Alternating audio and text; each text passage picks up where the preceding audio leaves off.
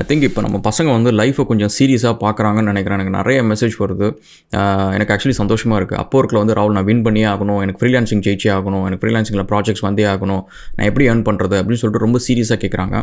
And எனக்கு பார்க்குறதுக்கு ரொம்ப ரொம்ப சந்தோஷமாக இருக்குது. இதுக்கு வந்து எக்ஸ்பெக்டேஷன் ஜாப்ஸில் வந்து அப்போர்க்கு ரிலேட்டடாகவே எக்ஸாக்டாக இந்த டாபிக்ஸ்லேயே வந்து நான் வீடியோஸ் நான் போட்டுட்ருக்கிறேன். ஸோ அதை நீங்கள் செக் பண்ணுங்கள், அது மோர் டீட்டெயில்டாக இருக்கும். இந்த வீடியோ வந்து எனக்கான ஒரு கன்சர்ன், ஒரு கோவம்னு கூட சொல்லலாம். ஏன் வந்து நம்ம சவுத் இண்டியன்ஸ் வந்து அப்போர்க்கில் கண்ணிலே படுறதில்ல அப்படின்னு சொல்லிட்டு இதே தான் வந்து நான் எக்ஸ்பெக்டேஷன் அதில் போட்டேன், நம்ம ஆஸ்ட்ரகுலன் கேட்டாங்கன்றதுக்கு அதில் போடுறேன். ஸோ வெல்கம் டு ஆஸ்ட்ரகுலன். Thank you for all the 11 support. வீடியோஸ்லாம் பிடிச்சிருந்துச்சு அப்படின்னா சப்ஸ்கிரைப் பண்ணுங்கள், ஃப்ரெண்ட்ஸ்லாம் ஷேர் பண்ணுங்கள் கைஸ். அண்ட் எக்ஸ்பெக்டேஷன் ஜாப்ஸில் வந்து நிறைய ஒரு டெக் இன்ஃப்ளூயன்சஸ்லாம் எடுத்து நிறைய கோர்சஸ் போட்டுட்ருக்காங்க. எல்லாமே ரொம்ப precise to the point and very highly effective courses. நீங்கள் அதை படிச்சிங்கன்னா கண்டிப்பாக ஸ்கில் அப் பண்ணுறது வந்து ரொம்ப ரொம்ப ஈஸியாக இருக்கும். அண்ட் ஆல்சோ அது மூலிமா ஆப்பர்ச்சுனிட்டிஸ், இன்டர்ன்ஷிப், ஜாப் ஆப்பர்ச்சுனிட்டிஸ் எல்லாத்தையுமே வந்து அந்த சைட்டில் எல்லாத்துலேயுமே போட சொல்லியிருக்கேன். ஸோ நீங்கள் அந்த எக்ஸ்பெக்டேஷனோட இனிஷியேட்டிவ் செக் பண்ணுங்கள், அகாடமியோட இனிஷியேட்டிவ் செக் பண்ணுங்கள். அண்ட் லிங்க் வந்து டிஸ்கிரிப்ஷனில் இருக்கும். அண்ட் உங்களுக்கு கண்டிப்பாக யூஸ்ஃபுல்லாக இருக்கும், செக் பண்ணி பாருங்கள். ஓகே, ஸோ நம்ம அப்போர்க்கை பொறுத்த வரைக்கும் எனக்கு ஒரு கோவம் என்னென்னு வச்சுக்கோங்களேன். இது வரைக்கும் நான் அதில் வந்து 100கணக்கான ஜாப்ஸ் கொடுத்துருக்குறேன். அண்ட் அந்த ஜாப்ஸை வந்து நிறைய நேரம் வந்து நான் என்னோடய லிங்க்டின்லேயும் போட்டிருக்கிறேன். எல்லாம் பண்ணியிருந்தாலுமே சரி, நம்ம சவுத்தில் சேர்ந்தவங்க வந்து அந்தளவுக்கு வந்து அதில் பிட்டே பண்ணி பார்த்தது கிடையாது. இது வரைக்கும் எனக்கு தெரிஞ்சு ஒரு 1-2 பேர்கிட்ட தான் நான் ஒர்க் பண்ணியிருப்பேன். அவங்ககிட்டே என்னால் கன்சிஸ்டண்ட்டாக ஒர்க் பண்ண முடிஞ்சிருக்காது. அண்ட் ஸோ இதனால் என்ன ப்ராப்ளம் அப்படின்னு சொல்லிட்டு பார்ப்போம் கைஸ். அண்ட் ஆல்சோ எனக்கு ஏன் இந்த ஒரு வீடியோ, இந்த விஷயம் நான் பண்ணணும் அப்படின்னு பார்த்தீங்கன்னு வச்சுக்கோங்களேன்.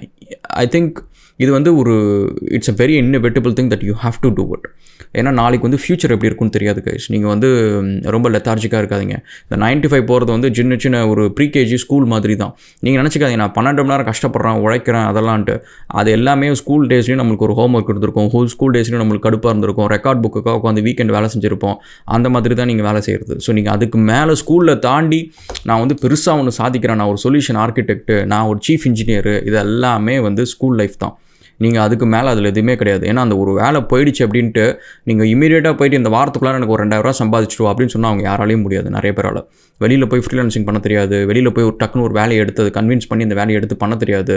ஸோ அதனால் இந்த மாதிரி ஒரு சர்வைவல் ஸ்கில்ஸை வச்சுக்கிட்டு நான் ஹசில் பண்ணுறேன், நான் பயங்கரமாக சம்பாதிக்கிறேன், பயங்கரமாக உழைக்கிறேன் அப்படின்றத நீங்கள் சொல்லாதீங்க.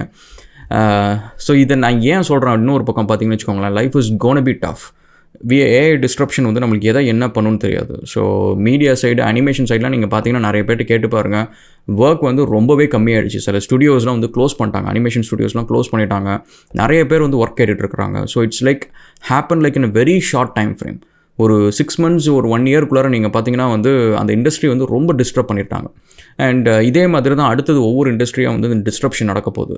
ஸோ அப்போ வந்து நம்ம ப்ரிப்பேர் பண்ணாமல் அப்போ உட்காந்துக்கிட்டு உடனே வந்து எனக்கு மேஜிக் நடக்கணும், உடனே எனக்கு இன்னொரு இன்கம் வேணும், உடனே எனக்கு இன்னொரு ஸ்கில் வேணும் அப்படின்னா நடக்காது. எக்ஸ்பெக்டேஷன் அகாடமியில் வந்து அதுக்காக தான் ஸ்கில் வந்து டிஸ்கவுண்ட் கோர்ஸில் நான் போட சொல்லியிருக்கேன்.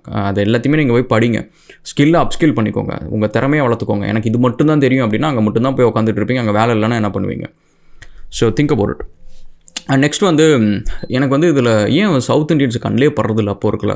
நானே தேடி போய் இன்விடேஷன் கொடுத்தாலும் ரெஸ்பான்ஸ் பார்த்திங்கன்னா ஒரு வாரம் கழிச்சு வரும், அதுக்குள்ள ஜாபே க்ளோஸ் ஆகிருக்கும். ஏன் வந்து இவ்வளோ ஒரு லெத்தார்ஜிக்கான ஒரு இது, ஏன் அங்கே ஆளுங்களே இருக்க மாட்டேங்கிறாங்க? எனக்கு இன்னொரு ஷாக்கிங்கான ஒரு விஷயம் என்னென்னா, சென்னையில் வந்து ஃப்ரீலான்சிங்க்கு ஒரு பெரிய குரூப் ஒன்று நடந்து அத்தனை பேர் வந்து பார்ட்டிசிபேட் பண்ணாங்க. எங்கேயா இருந்தீங்க இவ்வளோ நாள்?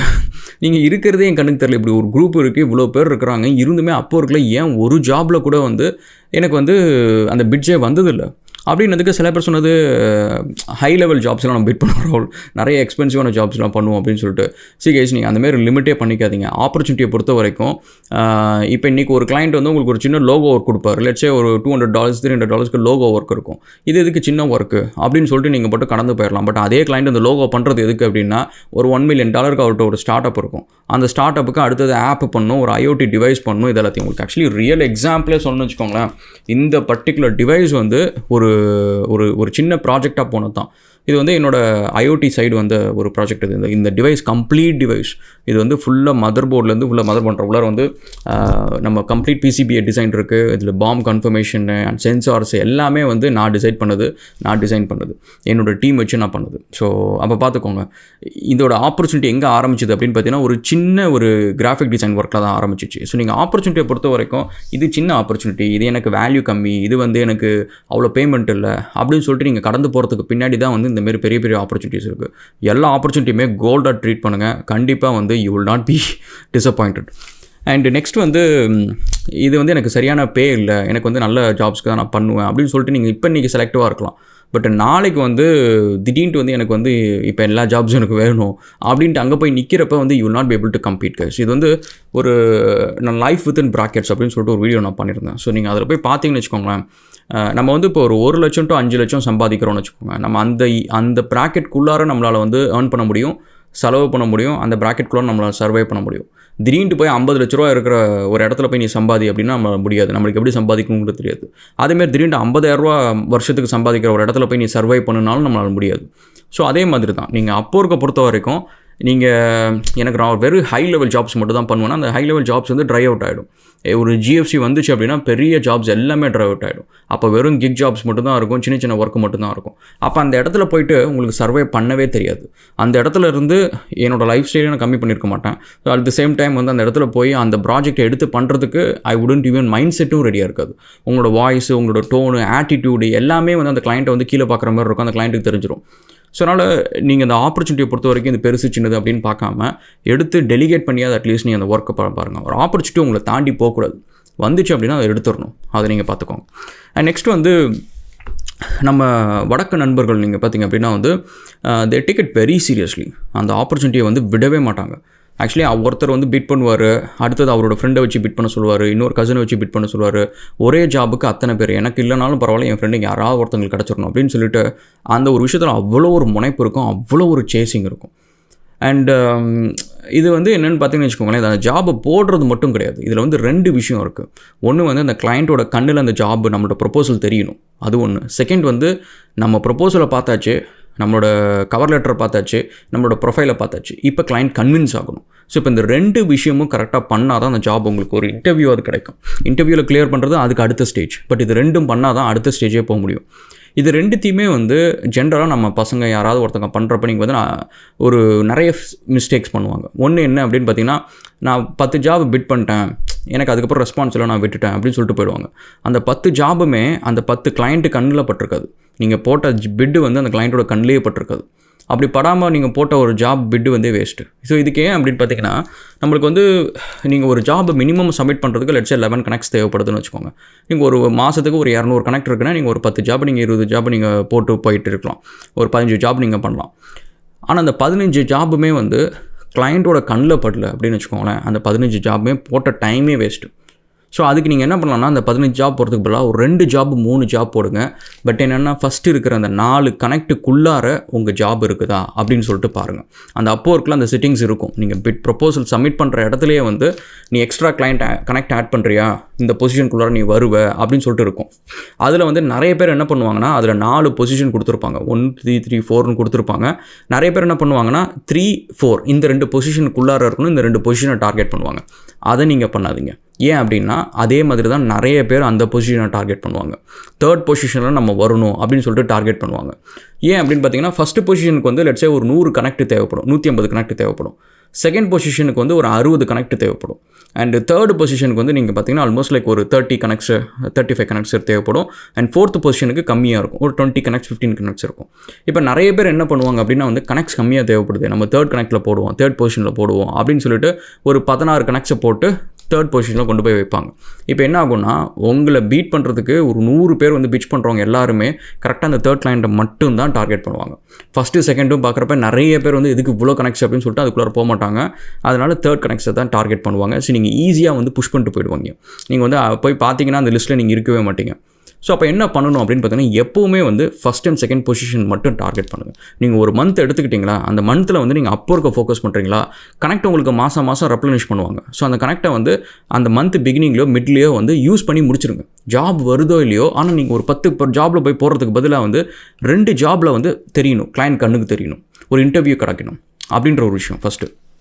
நெக்ஸ்ட்டு வந்து கிளைண்ட் அதுக்கப்புறம் பார்த்தாச்சு, உங்கள் ப்ரொஃபைலை வந்து உங்களோட கனெக்ட்ஸை கிளிக் பண்ணிட்டு அவங்களோட போயிட்டாங்க, ப்ரொப்போசல் பார்க்குறாங்க. இப்போ இந்த ப்ரொப்போசல் வந்து கன்வின்சிங்காக இருக்கணும். இது நீங்கள் உட்காந்து ChatGPT உட்காந்து எழுதிட்டு இருக்காதீங்க. இது வந்து ரொம்ப ஈஸியான ஒரு விஷயம், நிறைய பேர் பண்ணுவாங்க. நீங்கள் ஒரு ஜாப் அதை போடுங்க, போட்டுட்டு மற்றவங்களாம் எப்படி உங்கள்கிட்ட அப்ரோச் பண்ணுறாங்க அப்படின்றத பாருங்கள்.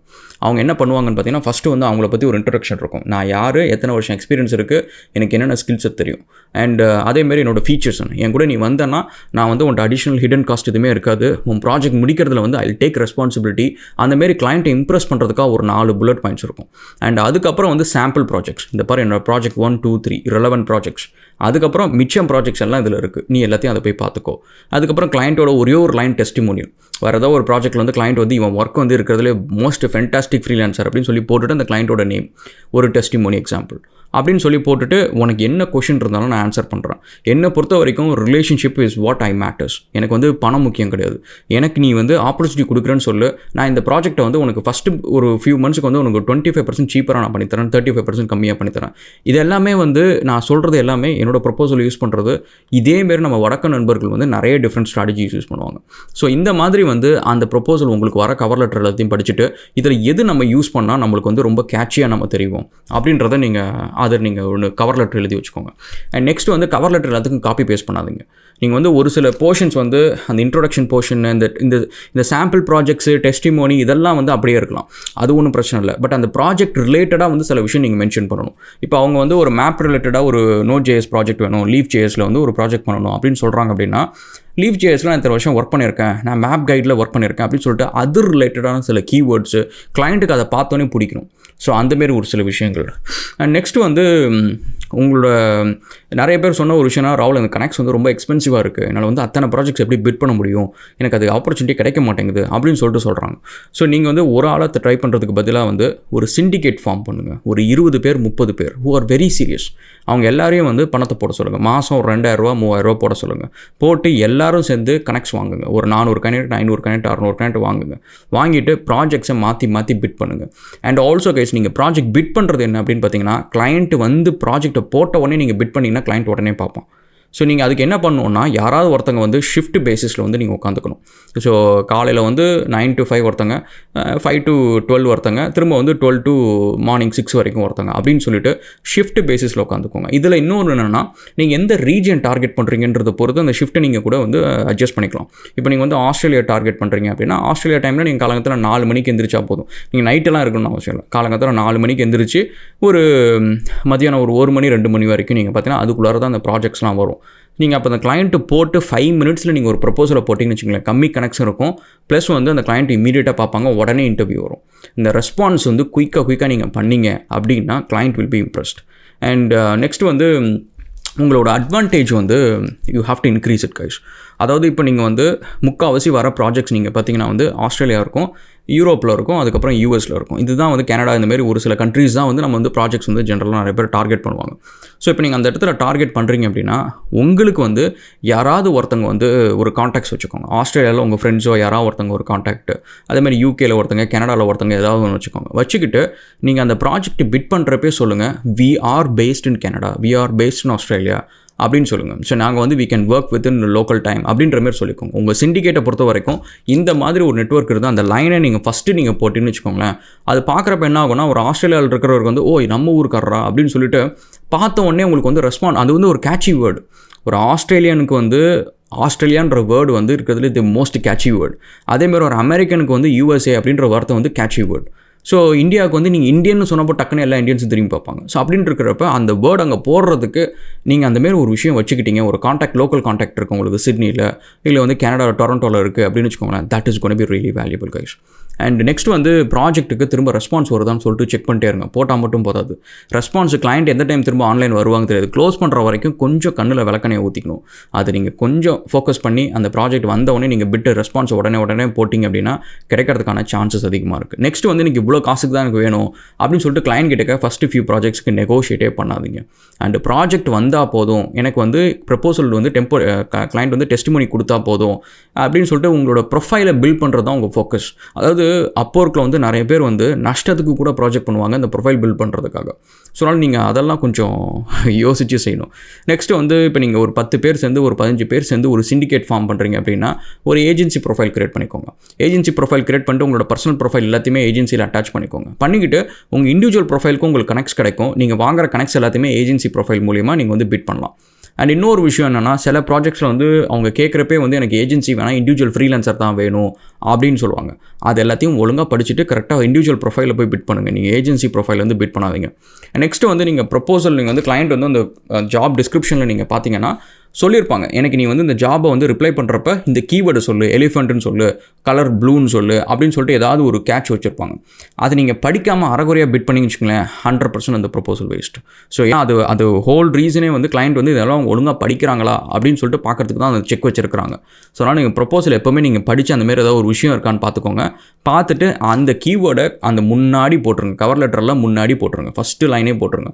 கிளைண்ட்டுக்கு அதை பார்த்தோன்னே ஹில் பி ஓகே, இவன் ஃபுல்லாக படிச்சுட்டான் அப்படின்றது கிளைண்ட்டுக்கு ஒரு இம்ப்ரெசிவாக இருக்கும். அண்ட் நெக்ஸ்ட்டு இது எல்லாத்துக்கும் மேலே வந்து ஒரு நல்ல டெஸ்டிமோனி வாங்குறதுக்காக வந்து you can go to any extreme guys.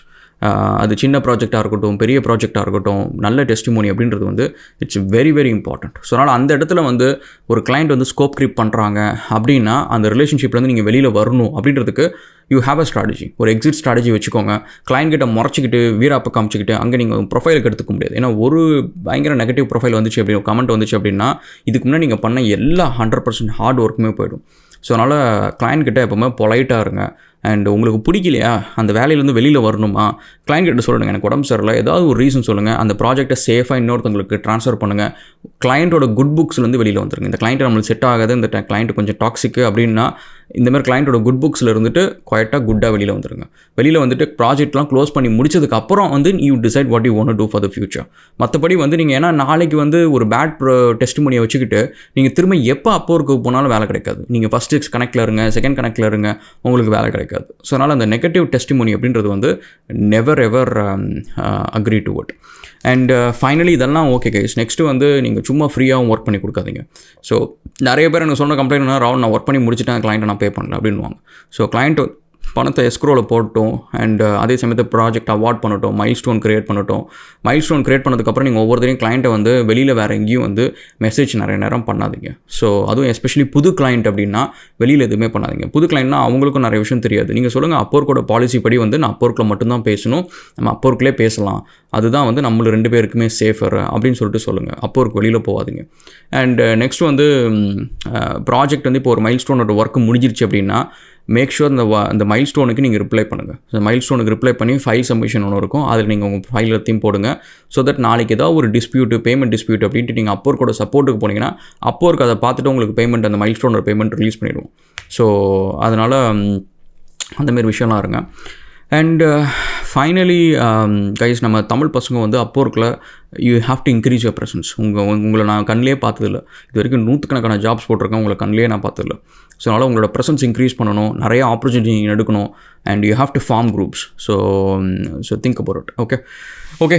And எக்ஸ்பெக்டேசர் ஜாப்ஸில் வந்து அப்போர் கூட இதேமாதிரி ரிலேட்டட் வீடியோஸ் இருக்குது. ஸோ அதை போய் செக் பண்ணி பாருங்கள். And will catch up in another video guys. And thank you so much for all the love and support.